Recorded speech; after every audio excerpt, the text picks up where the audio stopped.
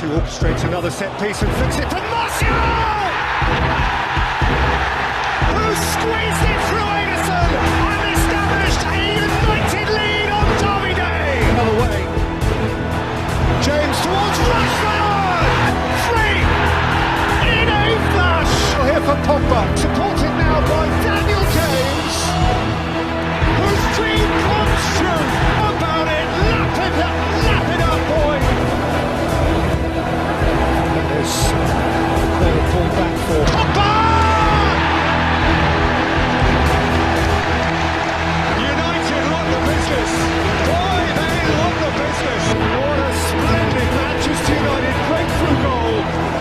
This resurgent red storm blows up again. Quite a side when they're flying, and they're flying again now. Hello and welcome back to the United Devils podcast. Today we're going to be discussing United's back-to-back games against Brighton in the Premier League and Carabao Cup respectively, as well as looking at the end of the transfer window in the summer transfer. Of course, that won't stop the rumours. They'll obviously continue to all the way through January and all season long, but at least we'll have a small gap, hopefully with some actual deals being done, as well as looking ahead to United's next match against Tottenham Hotspur in the Premier League on Sunday. With me today, of course, welcome back, Suraj, but also have a new panellist in Hitanshu. Welcome. Why don't you say a little bit about yourself? So, hey guys, my name is Tanshu. I'm from India. I'm basically doing engineering right now in the second year of engineering. And yeah, that's about it. I've been following United since it was sadly the last year of 4G, and it's been a really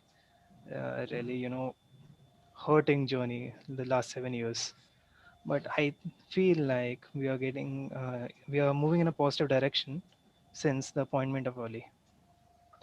Yeah, I totally agree with that. And of course, the results are starting to show it now after that bad, awful start to the campaign. Obviously, after the 3-1 loss to Crystal Palace, United did gain a bit of momentum against Luton Town and took it into the Brighton game. But of course, a 3-2 win was what was on the score sheet at the end of the match. It certainly, in fact, actually a 2-2 scoreline was on the end of the match before something changed dramatically. But of course, it doesn't always tell the whole story.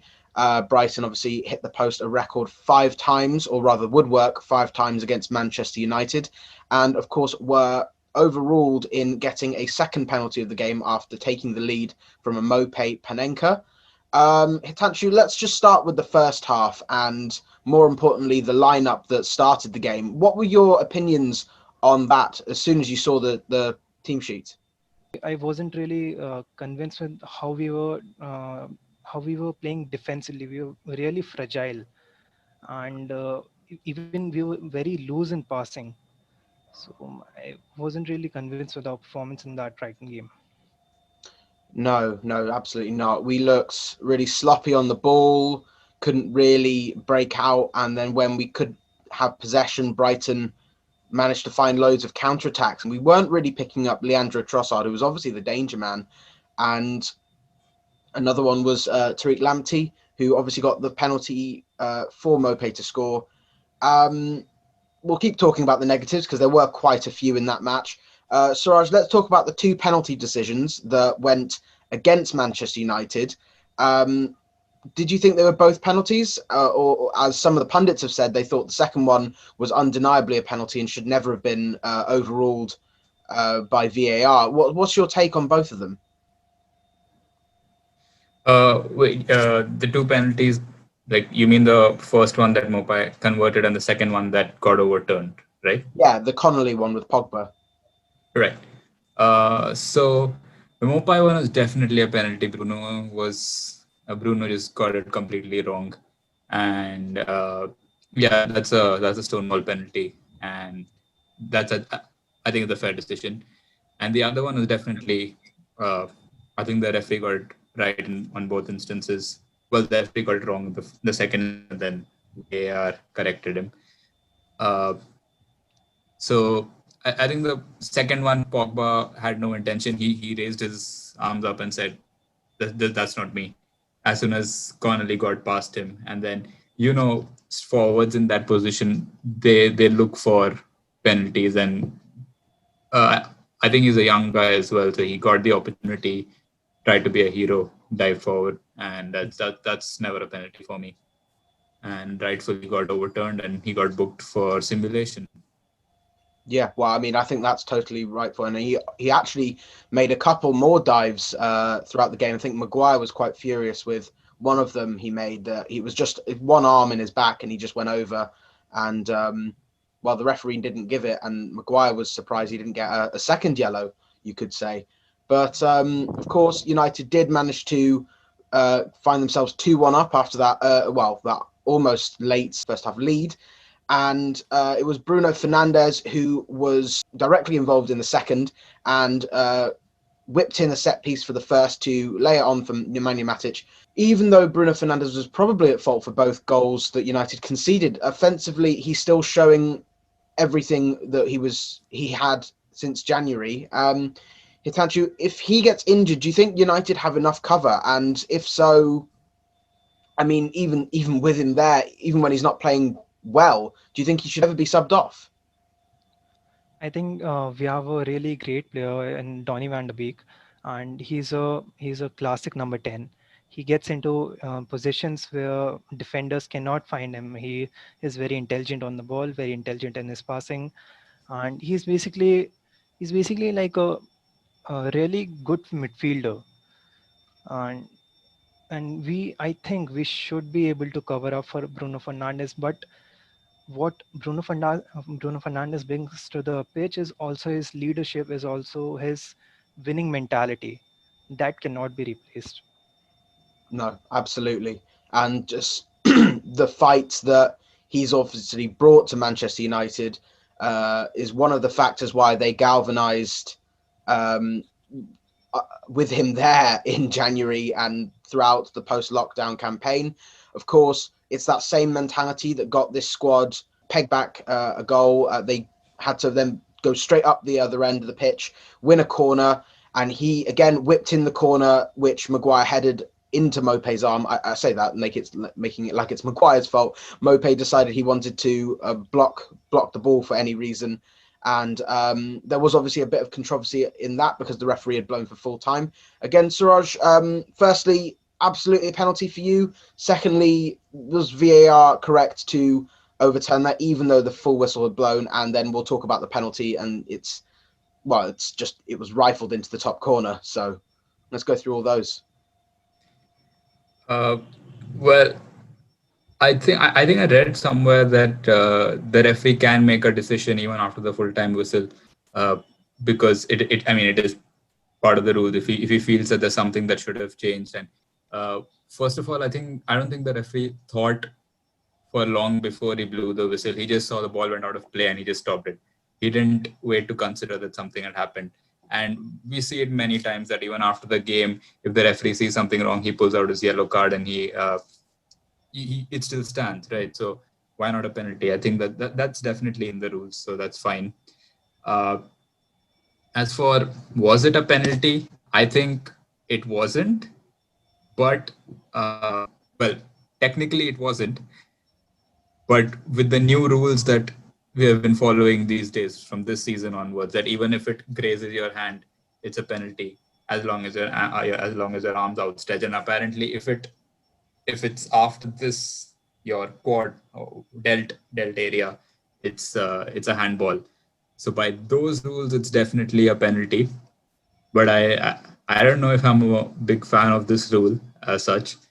But for now, since it gave us a penalty the other day, I was very happy.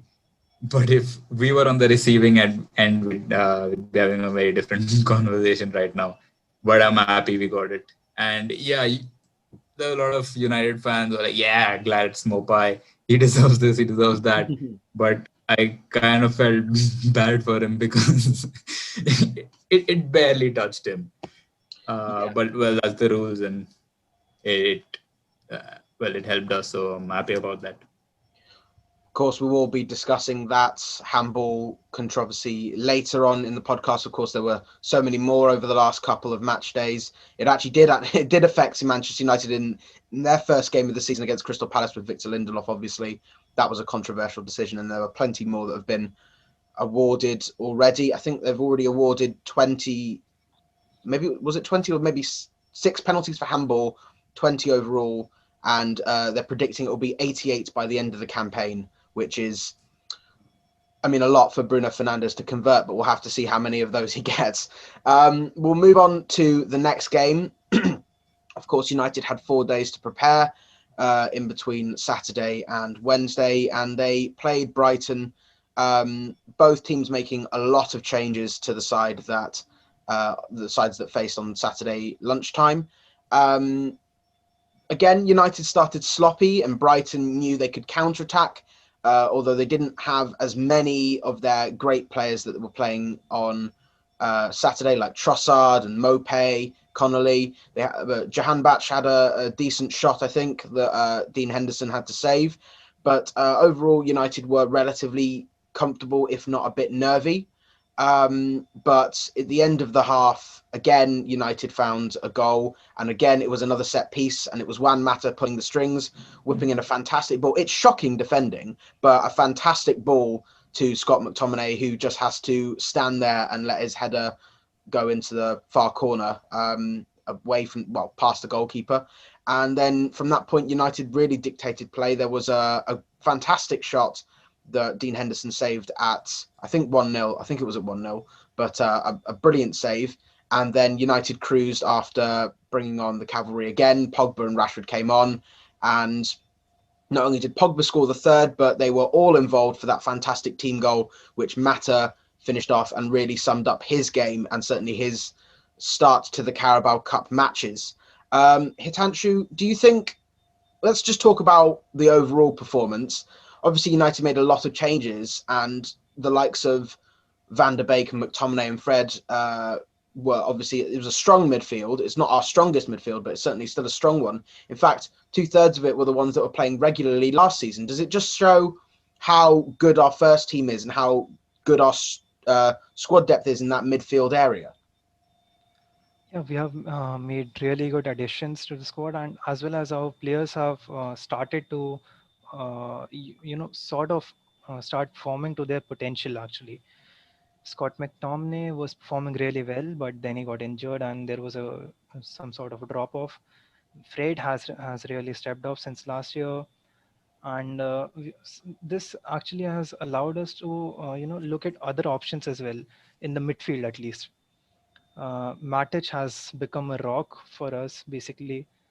Then Van de Beek is a really good player. Bruno Fernandes and Pogba are like starters for us any day. I was like, we made 10 changes in the like from the last Brighton game, and it was almost an audition for many players as well. Like Diogo Dalot got his first start after a long time. Then Dan James was finally playing on the left wing, but I think neither of these players are really, you know, didn't really make an impact on the game, as much of an impact as I would like them to make. Mm. I would have liked to Dan James to run behind the defense and stretch Brighton defense, but they were able to play a very high line of defense, at least in the first half. Yeah, absolutely. I think, well, I mean, Daniel James obviously has been linked with a move away. I personally want him to stay and fight for his place and see if he can develop on that left-hand side. And as an impact player off the bench, obviously I was disappointed not to see him play or even be on the substitute bench against Brighton in the league. But it wasn't the best performance in the Carabao Cup either. Suraj, when we look at how important Juan Mata has become in these games and how well he links up with Van der Beek and certainly just the rest of the team, even when Pogba came on and Rashford came on, he just links up well. He's a very well-liked person in the dressing room. He's a big character. He's one of the experienced players. He's won loads of trophies, not only for United, but for Chelsea and the other Spanish clubs he's played for. And more importantly, he's been our most consistent player since Sir Alex Ferguson. He scored in every season he's played at United, and that's every season post Sir Alex. Is he an important player just to keep, like almost like a James Milner? About Mata, I I think when we offered him the contract extension, I wasn't. I mean, I was glad we had him because it was going to be a long season, and well, I think last season we played about 60 games, and we need that kind of depth, and at least until we sign someone. And initially, I was a little apprehensive about Mata playing for us because I wanted Gomez to take his place, but that didn't end up very well. So I think Mata plays a really important role, and I think Solskjaer has found a way to utilize him properly, because if you just isolate Marta on that right wing, he's completely useless. So I think what he's been doing of late is he's been coming down the middle, and he's not afraid to be seen on the left wing also. And I think that way Marta's far more effective. He's really creative, and well, he's getting old, but players like Marta never relied on their pace; they relied on their creativity, and you don't really lose creativity and your footballing brain with age. So I think Solskjaer found a good use for him. And even though the team sheet shows that he starts on the right wing, that's more like a superficial position, because for me, I think he was essentially playing the role of both Igalo and a right winger. And you saw where he was for a second goal, right? He was pretty much inside the box and more towards the left than the right. Uh, so that way, I think he can be quite a useful player, and he is one of those guys who doesn't have an ego and is really professional. So I think for now we've found a good use for him in the Carabao Cup. So I think I think it's pretty useful for us, at least until we find a replacement. So for now, it's going well. Let go well as it is. Yeah, absolutely. I think, well, I remember you saying at the beginning of last season, if Mata's still playing on the right hand side, it's a mistake. But he's obviously managed to find a way to do that and not be caught out for his pace. I mean, I even saw him tracking back more than Diogo Dalot. Actually, there was a point where he was playing right back and Dalot was still just jogging backwards, which I think spells the end of his time at Manchester United, at least for this season. Obviously, links to Roma and AC Milan currently, but also have had links to Dortmund and PSG. We will see if something happens, but I think that was his last game for Manchester United, at least this campaign. One player that obviously came on and made a difference, scored a goal, Paul Pogba. Many, I say physicists, have decided that it was going to be its an own goal based on their excellent use of editing a picture on their phone. But I mean, obviously, in real time, it looked like a fantastic free kick that hit the post ironically and went in. But a question we've had, I think, from Man United prospect is Paul Pogba's contract talks were supposed to happen a few weeks ago, or almost a month ago, actually. And nothing's come out of that other than United have entered contract talks with Pogba. Obviously, he's said constantly he's happy at the club. He has a lot of faith in the manager and the faith that in what he's trying to build. He obviously, you saw the joy he had when he came on. He made a difference. He pointed back to Solskjaer. Solskjaer was smiling, giving him a thumbs up. There was all smiles and happiness there. And what I will ask you, Hitanshu, is do you think that if Ole Gunnar Solskjaer is backed in the window by the board, that will follow Paul Pogba signing a contract, because then he knows the board have faith in the manager and he knows that this rebuild is going somewhere? See, as much as I've seen Pogba, for me, he seems really happy. At least since the appointment of Solskjaer, I think he's really happy. And I think he's able to see the exciting brand of football we are starting to play. He is starting to see a project being built in and around him, and I think he would be interested in the contract talks. But if Ole Gunnar Solskjaer is not backed, he will be questioning if he should continue at this club or not. Because if Solskjaer is not backed yet again, like other managers, like Mourinho was not backed when he got second position, then what is the point? Because a vicious cycle basically. You hire a manager, he gets you a position, then you sack him, and then you don't back him. He doesn't perform well, you sack him the next summer, then you hire another manager. So that doesn't work. That is not a project. So I think Ole needs to be backed. Yeah, absolutely. Well, of course, we'll talk about that now. Transfer window obviously will end on Monday at 11 p.m. English time.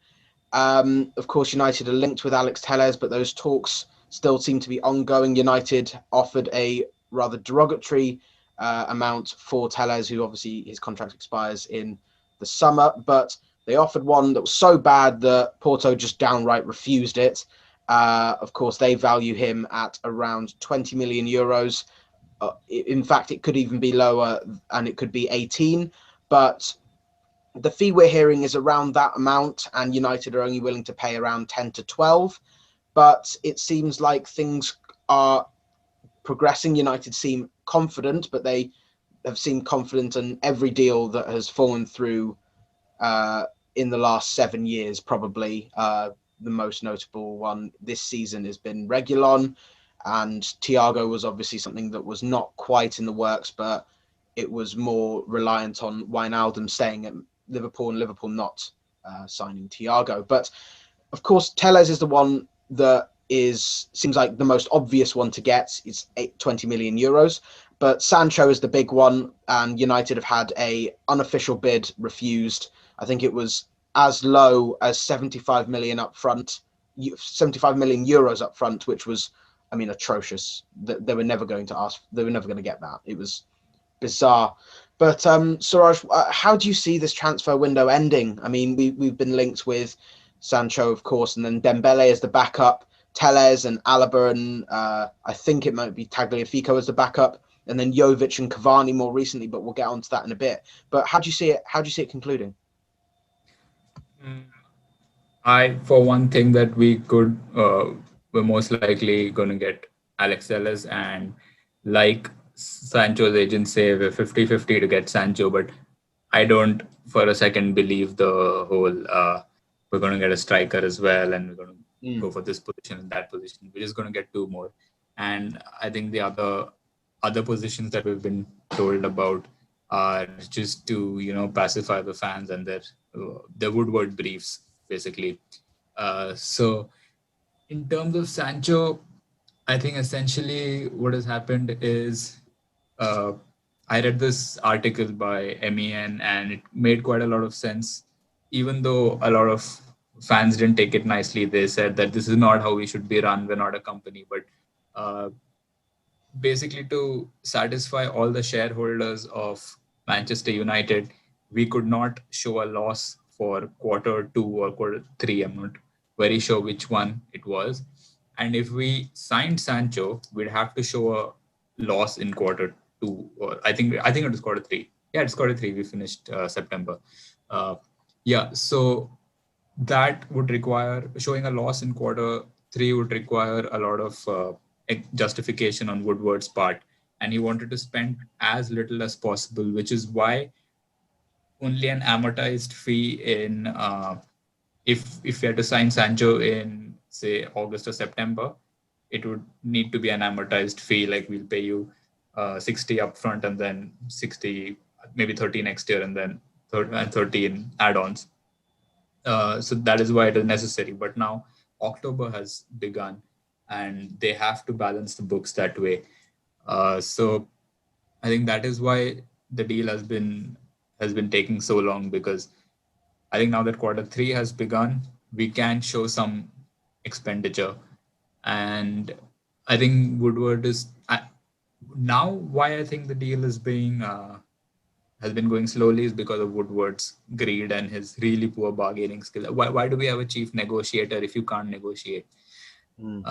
Michael Zorc just hung up the phone and said, "I'm not talking to you." Yeah.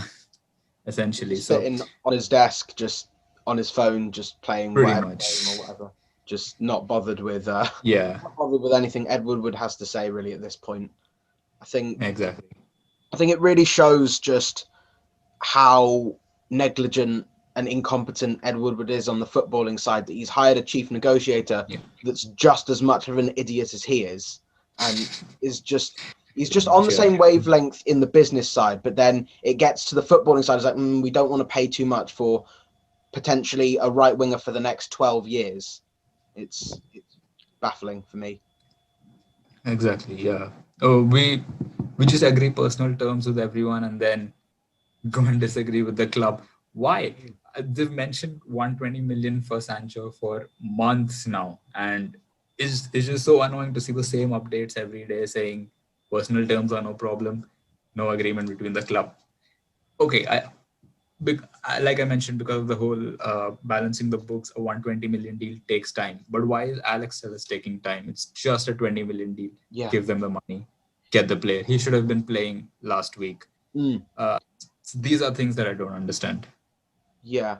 Well, that Tellers deal smelled like the Van der Beek one, where it was, this was the fee, agreed, done. Personal terms, just give Ollie the phone. He'll sort all that out, and then we're done. But it's just it seemed like such an obvious one, but they're just being so greedy, thinking, oh, we don't want to spend 20 million unless we're getting 20 million back for Smalling, or we don't want to sell Pereira. We want to sell Pereira and Dallo. We don't want them to go out on loan without an obligation to buy, which isn't extortionate for who they are. Because let's face it, Andreas Pereira's not really going to light Lazio or Serie A on fire. He's going to be a decent squad player for them, but like that's as far as he gets for me. Over the last season we've seen that, but we'll have to see how that turns out. We've obviously, still got 5 days left, although you could probably not count Saturday and Sunday because it was very clear that they don't work on weekends based on the lack of news coming out over the weekends and just how, their mentality really. But we'll move on from that just for now, and more importantly, go on to the VAR controversies and the handball rule that we were talking about before. It has been an issue over the start of this season. Hitanshu, do you think that the rule needs to be changed again, even though they had to change it in the first place over the summer? Or do you think that, not that I'm going to force you to agree with Graham Souness, but he says keep the handball rule. It makes football more enjoyable. You'll get more goals. I don't know why anyone's complaining. What's your take on the whole handball situation at the moment? I think there have been actually talks to change the handball rule.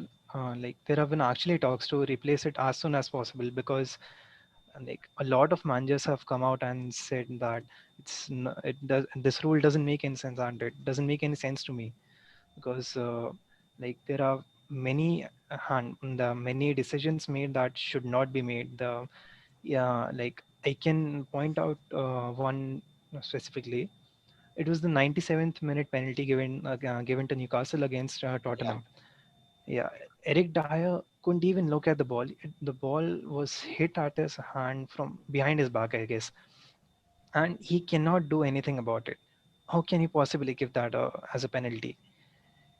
This doesn't make any sense to me, to be honest. No. And I think the Mope decision was, I didn't think it was a handball either.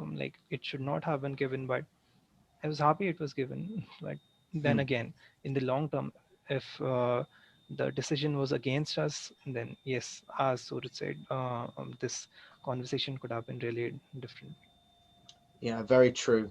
I think they will probably have to look at it. I mean, you could also say VAR said these are the rules. This is what we're going to do. This is how VAR is going to work to review any decisions made by a referee.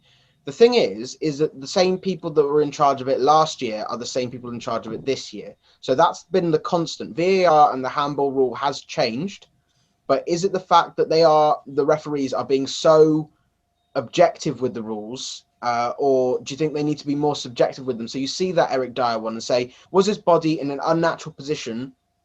Technically, yes, but is it in an unnatural position for someone in his circumstances? Do you think that's the way they should look at that? Like you, I mean, imagine, basically, there's a aerial ball coming in, every player would be trying to get the ball. Like, Mhm. so Eric Dyer also took a jump, I guess, and he couldn't get the ball. The ball hit his hand behind his back. How can you do anything about it? I know it is. It's bizarre. And then you think about the Doherty one against Southampton, where it hits his foot or his knee and then hits his hand. I mean, there's not much you can do. And again, maybe even with the Jota one, where even though I think it hits above his sleeve, it does hit his chest first and then slightly roll onto his arm. I think it does hit a bit of his skin, but I think it's mostly his sleeve. It's not reasonable for, it's not like clear and obvious enough for them to say it definitely hit his arm. But either way, it's deflecting off something else that's so close to him, he can't control it. They have to, obviously, do you think the referees then are at fault, Suraj? Do you think they have to consider this instead?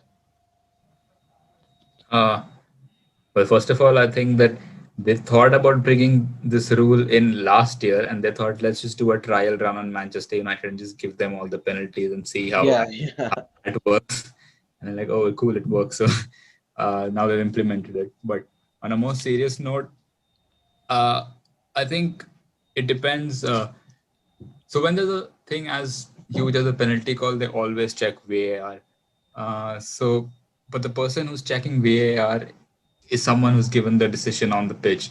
And there's some really silly rule that when the VAR referee, I don't know what you call that guy, when he can't give a decision, it's mostly it comes back to the referee on the pitch, which really doesn't make sense to me. It's as good as us looking at replays and saying, "No, man, that's not a penalty," or "That is a penalty." I personally prefer the rules that we had back a few years ago, where only if your arm is protruding and it significantly changes the direction of the ball, only that's when you get a penalty. Yeah. Otherwise it's not. Just get on with it. And in the long run, over the season, either two things could happen. One is this will become the norm and everyone will get used to it, which I personally think that's what's going to happen. This is going to be one of the changes that we just accept and move on with.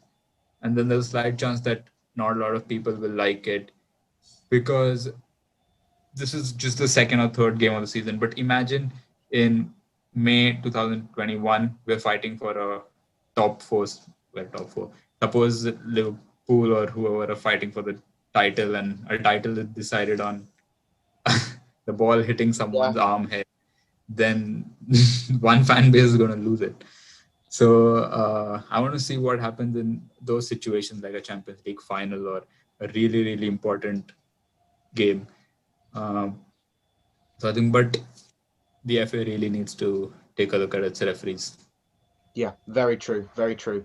And we'll have to see how that develops going into the next game, which we'll be going on to before. But however, we are going to be talking about our poll, which came out. Obviously, had 4 different topics. Two surprising results, really. The first one being that the winner topic is going to be Igalo versus Luka Jovic versus Edison Cavani.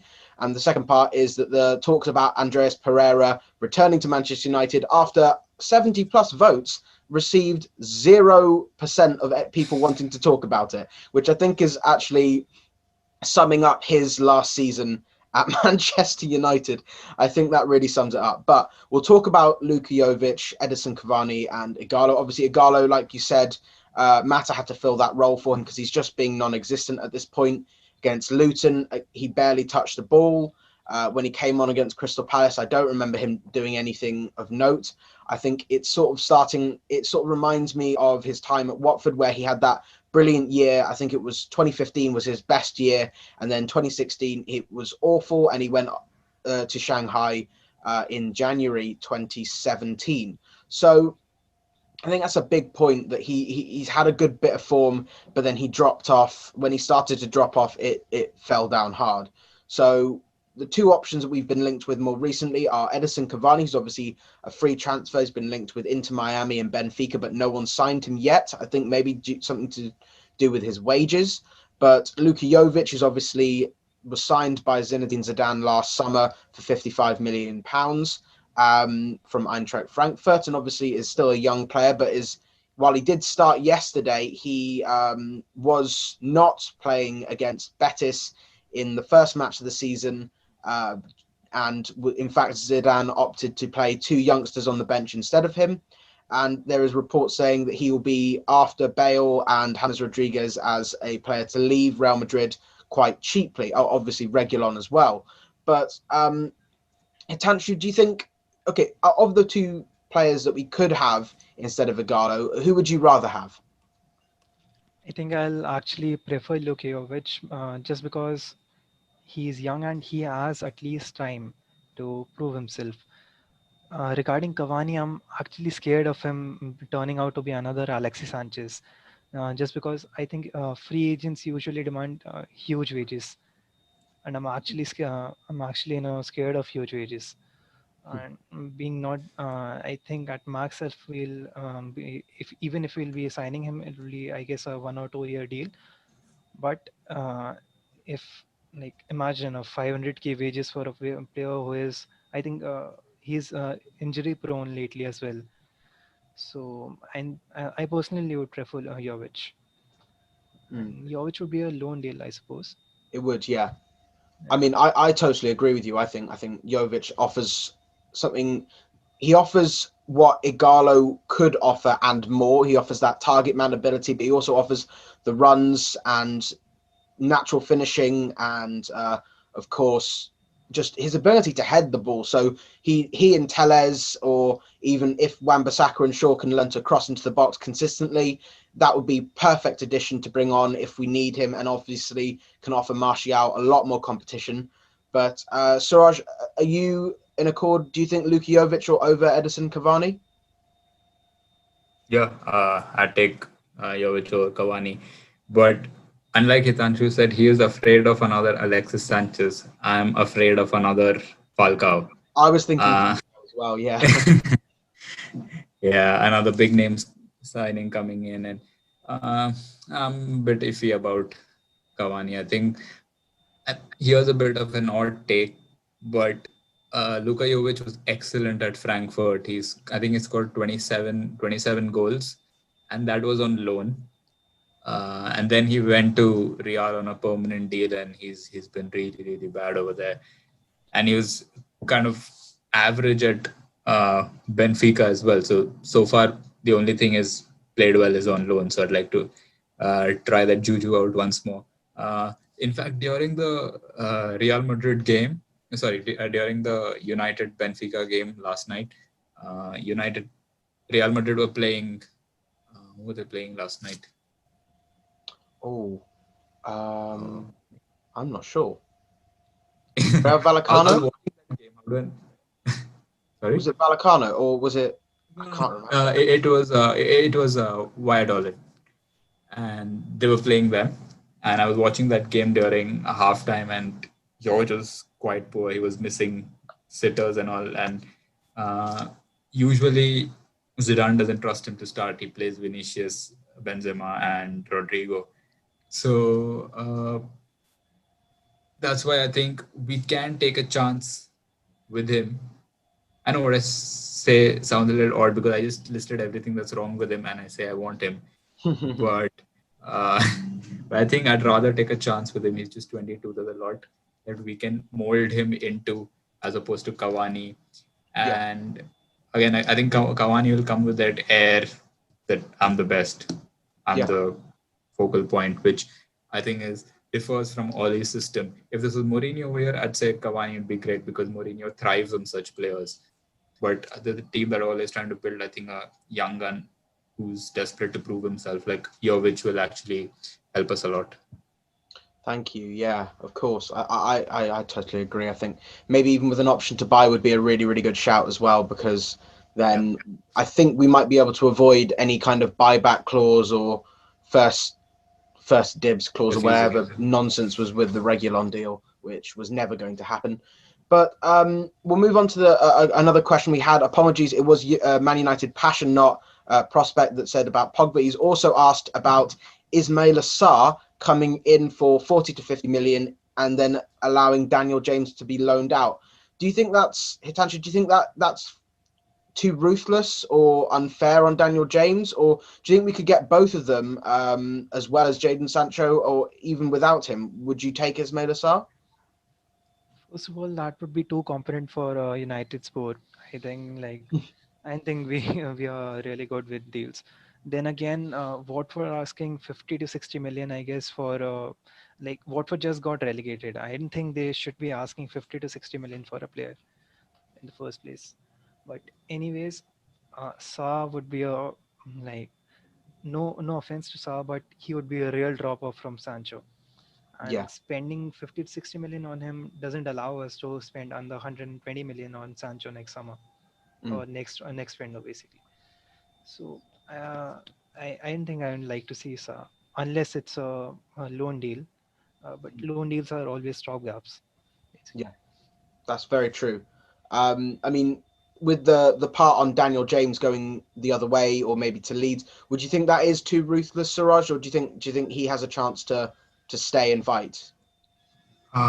Dan James, I'm not too sure. I really don't rate him. Last night when he started at left wing, I thought, okay, fine. Now he's in his favorite preferred position, but he really didn't do anything. Then either I think all the goals he scored in the beginning of last season was beginner's luck, maybe. Well, about Saar, I I actually really like him. I liked him at Rennes and Watford also. He was quite good, but uh, it's pretty much what Hitanshu said. We if we weren't linked to Sancho and then we directly got Saar, I don't think a lot of fans would be too fast. But if you're after Sancho for so long and then you're after Dembele and then you say, hey, let's get Saar from Watford, no one's gonna be accepting that. What I did think was a player like Saar should have been starting for us in a game like last night. He's a really good second choice right winger, and I think if we get a deal with Leeds for say loaning James for a season and then with an option to buy, then I'd take it. And if we get Sancho, then I think that deal is quite plausible. Yeah, no, I really agree with that. Yeah, I think a lot of people would say, well, why are we paying 60 million for this player who's going to be essentially a backup when we could spend double the amount for someone who's guaranteed to start, push the whole team to compete, and could literally get us to have one of the best front threes on the planet right now. I really do think that, and it's like when all those rumors came out about Ansu Fati that we were willing to spend 137 million on his release clause, which I don't believe. But even if it was true, 137 million for Ansu Fati, fine, but 108 million for Jadon Sancho would save the board their precious finest Queen Silver or whatever it is, and it would be a much better deal because he already wants to join. He doesn't love Barcelona. He didn't come through the Dortmund system. He did like Fati did for Barcelona. So it just baffles me when it comes to those things. Or even when it's Dembele for 75 million pounds, it's how much of a difference is that from Sancho, really? I mean, and plus the quality and the fitness concerns as well factored in, and the fact that he's already turned down Liverpool and I think who was the other one? Was it Bayern or PSG? I can't remember who. There was another team in for Ousmane Dembele, but I can't remember who it was. I thought it was Leon. Maybe it was Leon. I'm not sure, but either way, I mean, the point still stands. I mean, 75 million for a player that is clearly wanting to stay at Barcelona, and United need to convince him to join over someone who's already happy to join, but would only cost an extra 25 million, 30 million pounds. It's a scary kind of decision by the board, really, because they're not really using their heads or any kind of common sense they may or may not possess. But we'll stop with the transfer talk now because it's getting genuinely depressing. So we'll go on to the Tottenham game. Of course, Manchester United have had a lot more time off than Tottenham. They've only played 3 times in the last 8 days, whereas Tottenham have played 4 times. They will play 4 times in the last 7. Of course, they've already played against Chelsea and won on penalties in the Carabao Cup, but now go to, I think, Tel Aviv to play in the Europa League single leg knockout round even. And it's going to be a massive, massive chance for them to get European football, but it's also it's not going to be easy. And I think they're going to have to use a lot of first team players that they didn't use on Tuesday, and then they'll go to Old Trafford. So let's talk about the lineup firstly. Hitanshu, I've seen some reports suggesting that Manchester United will use a back five against Spurs. Do you think that would be the right decision, especially with all the defensive fragilities of Lindelof and maybe not backing Bailly all the way yet? Certainly Luke Shaw can get caught out on the counter. What's your take on that?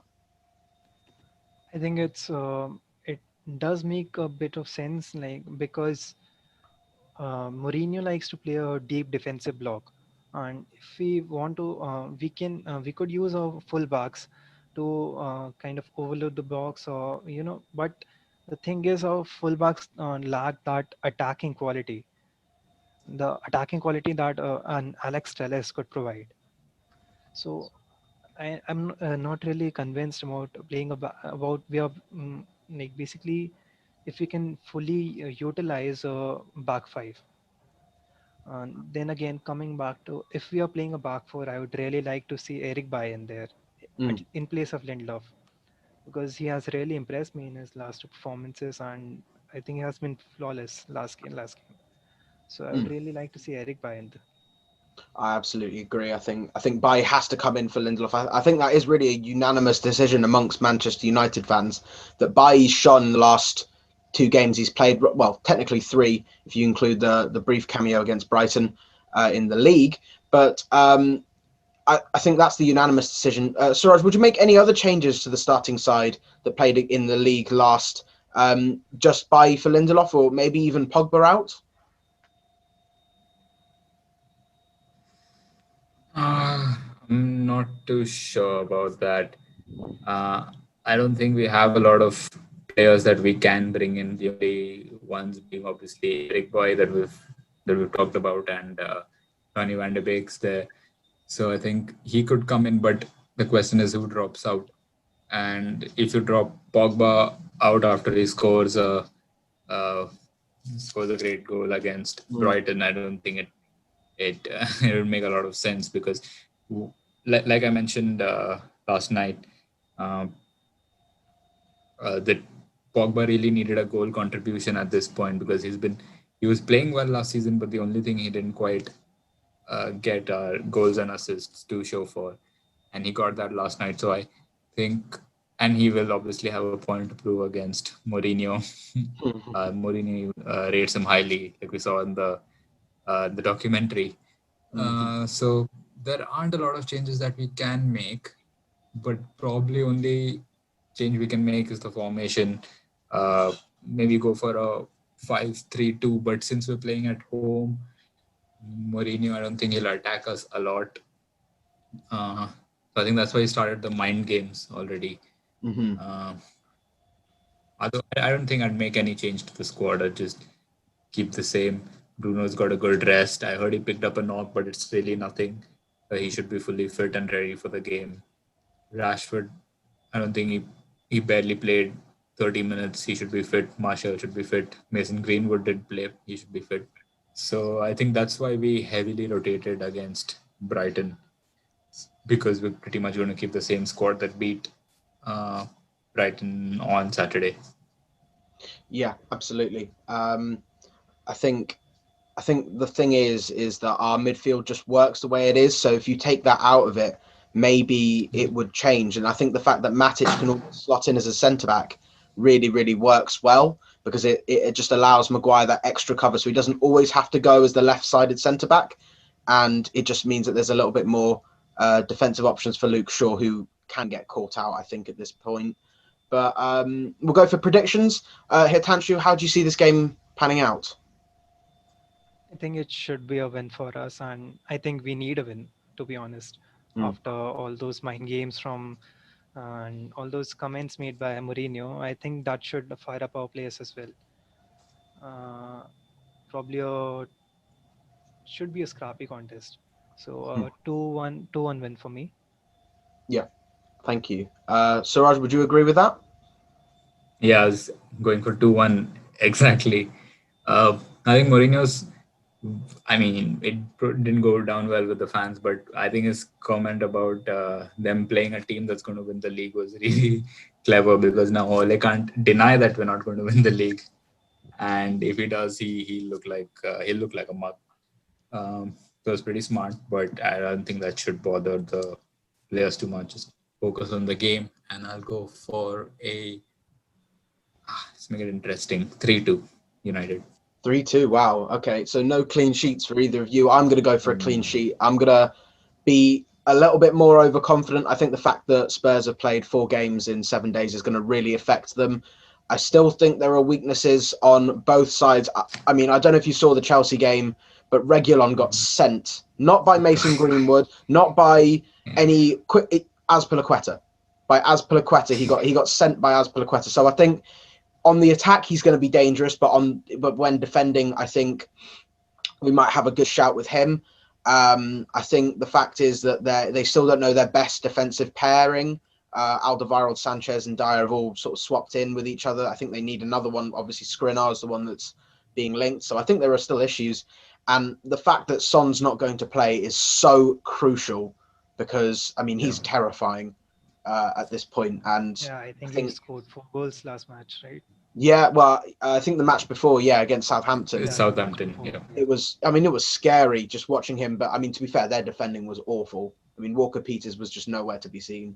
But with that being said, you still have to make the runs and score. And Harry Kane, again, it's going to be interesting to see how well he does, because he historically doesn't do so well against Manchester United. I think he's only scored twice in however many games it is against them, but or maybe 3 times actually, but since 2014 when he first played.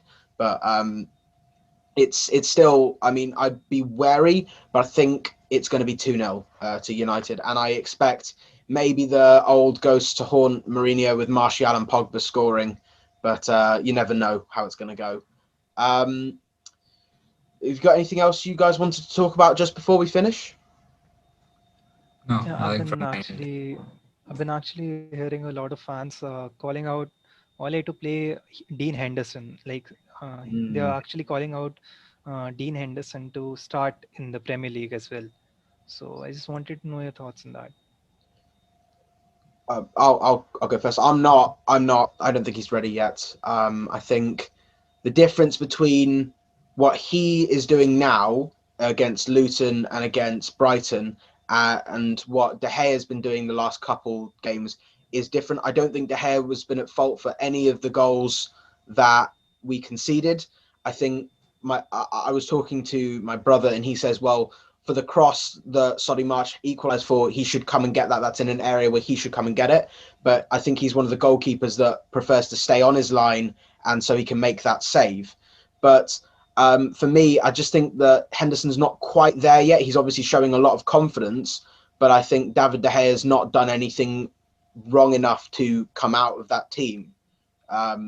Then again, the same thing happened with Romero, so I'm not sure how Ole Gunnar Solskjaer is going to take it, but De Gea seems ready. I think he made some important saves in the last 2 games. I think I remember the RU one, of course, the penalty, but then again against Trossard, I know it was point blank, but he has to stay big. If he dives, Trossard scores, because it just goes past his legs or whatever. But I think there's a bit more confidence there. So for me, no. What about you, Suraj? No, not yet. Filling in De Gea's boots, even though he wasn't that good the last couple of seasons, it's still not an easy task. And I think mainly the only reason we signed Henderson back is because De Gea was quite patchy last season. So Ole Gunnar Solskjaer just brought him in as a warning, saying, I'm not ready to drop you. You mess up, there's one guy ready to take a spot. So I think, like you said, Arjun, De Gea hasn't messed up for a goal yet, but against Palace, he really cheaply gave the ball away. Oh, yeah. And if it was a better team, they would have scored. So I think for now, let De Gea keep his spot. Hopefully he gets fired up and Dean Henderson's been playing really good, 2 games, 2 clean sheets. So just let it stay as it is for now. Well, I think another thing on that point is that I think against Brighton, De Gea was more inclined to hit it long, and you could see that he was actually getting the ball to Rashford and Van de Beek and the other players that were involved. He did actually find them with his long range kicking, so I think that's something that should be explored a bit more. But yeah, again, just before we finish, I think something that's been apparent in the last 2 games. We've played 2 games. We've scored, 6 goals, and half of them have come from set pieces, which is something we haven't seen in the last few seasons, actually. But certainly last season, we only actually scored directly from a header from a set piece once, or maybe twice, including the Lindelof one that was deflected. But it's taken a while for our set pieces to come into play, but it's starting to work now, I think. Even, if it's not Fernandes, it's Mata. I saw Luke Shaw in a corner. I'm not having any of that. But the rest of them, it's seeming to work. So I think that's something that can be explored against Tottenham, who do concede a fair few set pieces, actually. But I'm afraid that is all we have time for this week. Thank you for listening. And thank you to both Hitanshu and Suraj for joining me. It's been a pleasure talking to you guys as always. Hopefully we'll have some positive news in the I said this last week as well, but hopefully we have some positive news in the transfer window to couple with any positive result we can get before the international break. We will, of course, be taking a week off from the podcast after that, and then resuming just before our next match. If you have any topics or any questions that you would like for us to discuss in the next one, please comment below on the poll that will be out an hour before the podcast is set to record. And if you enjoyed this, please like this video, subscribe to our channel, and follow us on Twitter for all of our content.